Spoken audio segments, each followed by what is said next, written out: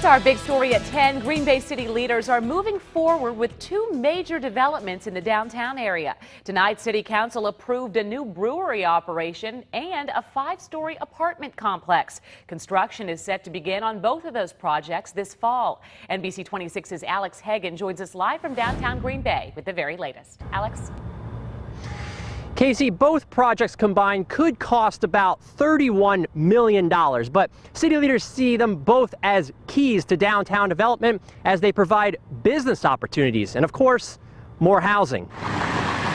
The heart of Titletown, growing. It's coming back. Creates a sense of place and identity for them. Tonight, two new projects moving forward. Titletown Brewery expanding to the old Larson Cannon Company building. Something that we can take a lot of pride in, being a local development, a historic preservation project. City leaders approving the estimated $20 million project, which would include a larger brewery, retail space, and an event hall. For several years now, Titletown owner Brent Weicker looking to expand his restaurant. Tourist destination where you're coming in, taking a tour, and then having lunch and maybe checking out the museum. The council also reviewing a new apartment complex on the corner of Main and Washington, an $11 million project with 84 units. Always a need, and that's kind of the missing ingredient. The city providing $2.34 million in TIF funding for the project. Can't really have a lively downtown that's going to be, active and alive 24/7 unless you have people living down here. To help make downtown Green Bay a prime destination spot.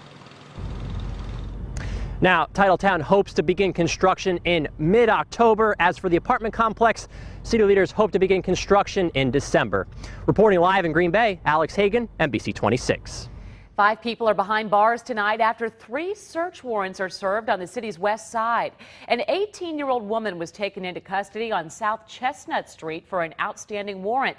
2 people were arrested for drugs on Ashland Avenue, and 2 others were arrested for heroin and operating a drug house at a second location on Ashland.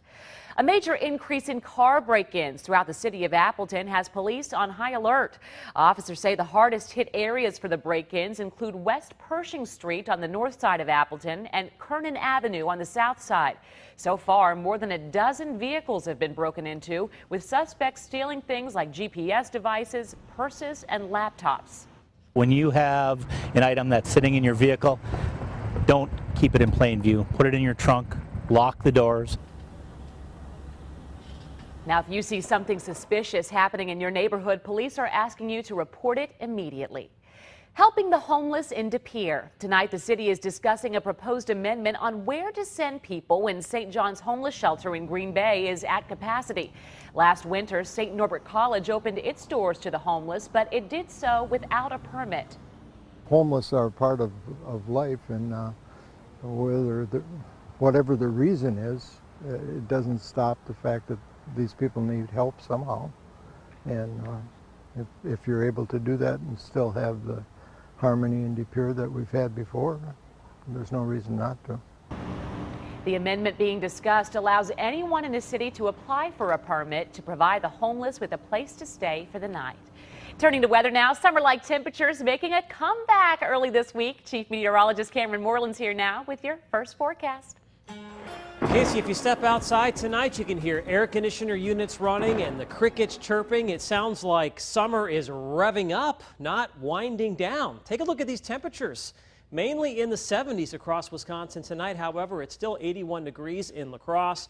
Lots of sunshine today and some haze and some smoke. Take a look at this sunset from earlier this evening and then watch over here. Some thunderstorms popping up across central Wisconsin. You can see the anvil there on the time lapse, and you can see the thunderstorms here across central Wisconsin this evening. This activity is slowly drifting off towards the east tomorrow morning. Look for lots of sunshine, temperatures climbing through the 70s. By the time the Packers take the practice field, look for temperatures climbing through the 80s with lots of sunshine. Casey? All right, thank you, Cameron. A new bill introduced at the state capitol today proposes raising the speed limit on Wisconsin's major highways from 65 miles per hour to 70. But is raising the limit a good idea? NBC26's Raquel Lamel reports. A debate over speed has a lot of people talking. I think people are responsible enough to control their cars at 70 miles an hour. I just think that would cause a little bit more accidents on the highways than they already are. Today, lawmakers discussed increasing the speed limit on Wisconsin highways from 65 miles per hour to 70 in a bill introduced by Manitowoc Congressman Paul Tittle. Increasing the speed limit is good for business, it's good for tourism, and it's good for industry. With Illinois adding their name to the list, 37 states have an interstate speed limit of 70 miles per hour. That includes all the states surrounding Wisconsin. It's a trend that has some safety officials concerned. When you crash at these very high speeds, the levels at which states are raising speed limits to, you overwhelm all of the safety structures that are built into modern vehicles. According to the Insurance Institute for Highway Safety, accidents increase when speed limits go up, but politicians seem to think otherwise, posing the question, will Wisconsin be next to speed things up? Raquel Amell, NBC26. A training camp update now on your official Packers station. Larry, I hear there was a little something missing from practice today. Something or someone, possibly. We'll get to it. The Packers did practice in the heat today, but Mike McCarthy called an audible, going in shells instead of full pads. The session began at 11:15, and at 11:16, we noticed that Aaron Rodgers was not part of the quarterback group. Seems he has a head cold and was given a 6-day, nothing serious.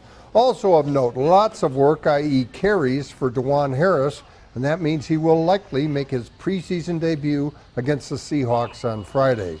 Mike McCarthy has said it may not be the typical preseason game number 3, as in dress rehearsal, because there's a lot of evaluating left to do and not much time to do it in.